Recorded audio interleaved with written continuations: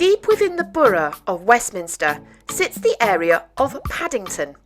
Paddington is famous for many things, not including the famous bear, but it's the station we're going to look at today, and the famous engineer behind it. The land which occupies Paddington Station has had a very busy and bustling history.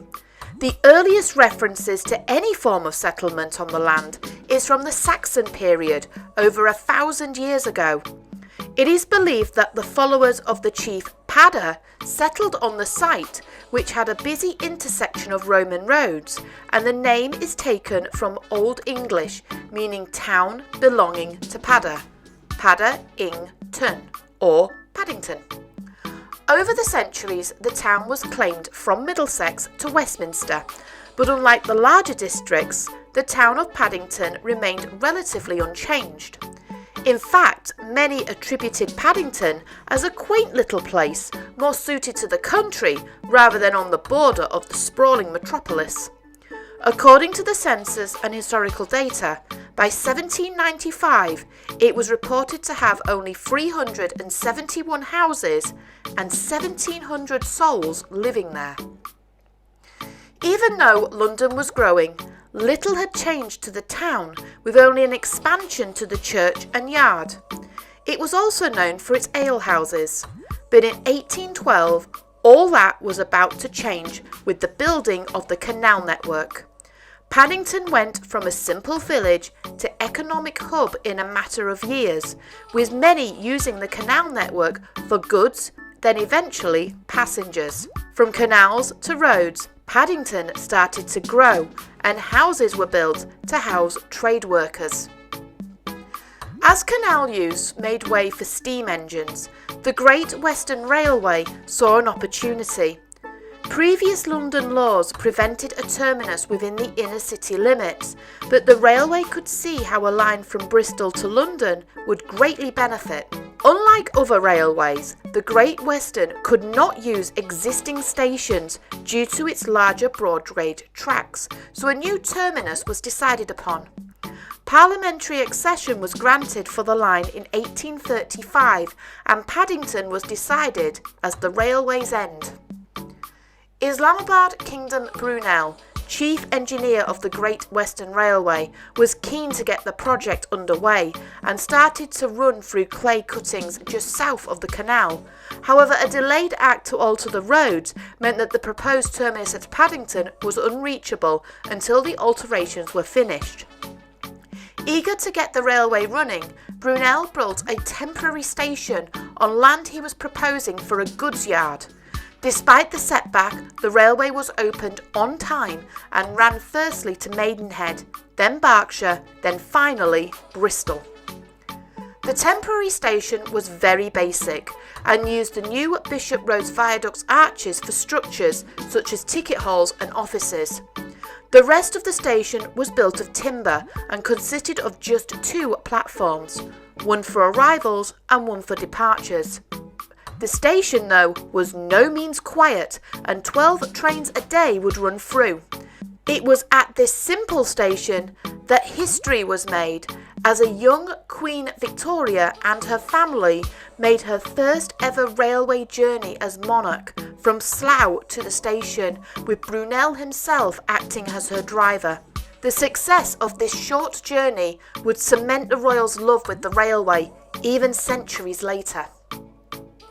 Even though the station was meant to be temporary, it still survived 10 years later and had been expanded to include 5 more platforms, a carriage shed and engine workshops, but the old wooden boards and basic facade was looking tired and dull next to the more modern, grander stations that were being designed. Brunel wanted to show the world the grandness of his railway, so he applied for a more permanent dwelling for his London station.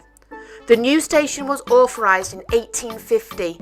The land was being used as a goods station, and as the new station was being built, the original station then became the goods yard as intended. Brunel was inspired by the metal beauty of the Crystal Palace building. The newly constructed building of iron and glass was created to house the Great Exhibition, a showcase of revolutionary designs and technology innovation. Brunel wanted his station to embody that, so he employed Matthew Digby Wyatt to create more decorative features. The new building served as a cab route to the city and was extended to incorporate the newly built hotel where weary travellers could rest. New waiting rooms for the upper classes were warm and comfortable, but the most impressive structure was designed by Brunel specifically: the roof. The metal-clad arched roof spanned 700 foot by 238 foot, and it was one of the first metal roofs in the country, with each curve reaching as high as 55 foot over the mass of platforms. The 6 platforms, free for arrivals and free for departures, served several trains an hour, with the inner platforms being able to be reached by retractable drawbridges. There were carriage sidings and spaces at the end of the tracks for the engines to turn. As this was the main terminus closest to Windsor, the station was deemed a royal station, and Brunel had private apartments and waiting areas made specially for Queen Victoria and her family. It is unclear if she actually used the facilities, but they were there for her disposal. The station saw many new changes in the preceding years after Brunel's passing.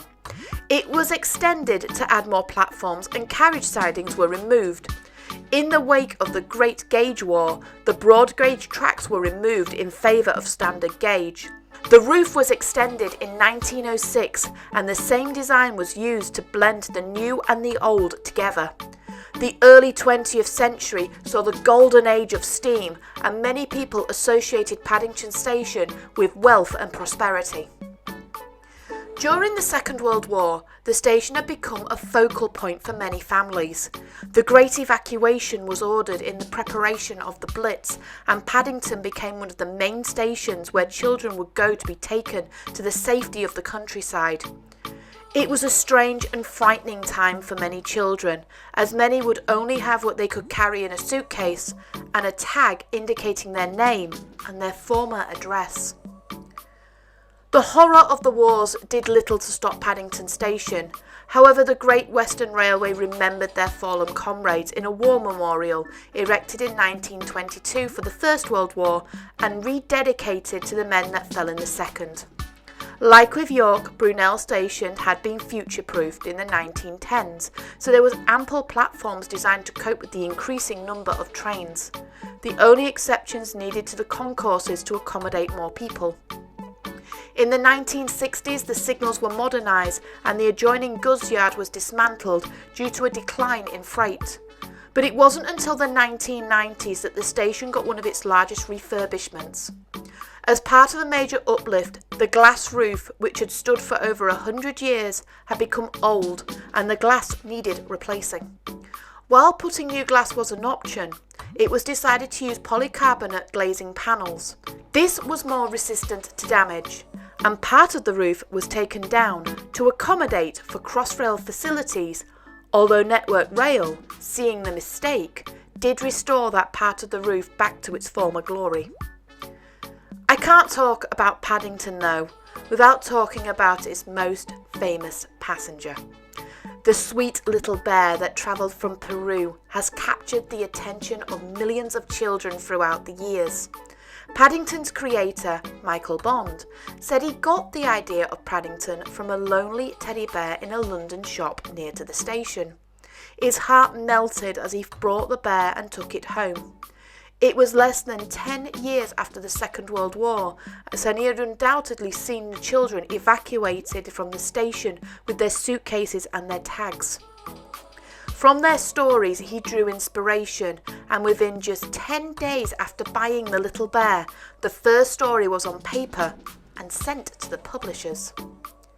In the book, the Brown family, a middle-class family, found Paddington sat on his suitcase at the station with a note attached to his coat asking to please look after this bear. As the Browns took the little bear in, he told his story of how he lived with his Aunt Lucy, who had gone to live in a home for retired bears in Lima. Paddington was bundled into a lifeboat and sent adrift, with only his suitcase, coat, hat and tag, and with only marmalade to eat for the journey. As no one could understand his real name, the Browns called him Paddington after the station and took him home. The stories follow Paddington as he adjusts to his new life and all the adventures and mishaps he gets into along the way. At the station today, you can see Paddington on the platform 1, still sitting on his case, waiting for someone to take him home. The station is one of the most famous stations in the world, and if you live in the UK, it's very likely you would have seen remnants of it, even if you've not been to London. It has featured not once, but twice on circulating commemorative coins. Once on the 50p coin with Paddington in the foreground and a HST in the back, and on the £2 coin depicting Brunel's achievements, showing the magnificent arches on the roof. The Great Western Railway may not be the great powerhouse as it was in the 1930s, but no one can deny that even today, Paddington Station still screams Great Western glory. It's worth a visit, just to see that amazing roof. It's a stunning station and one of the best examples of Brunel's work, barely touched even after 175 years.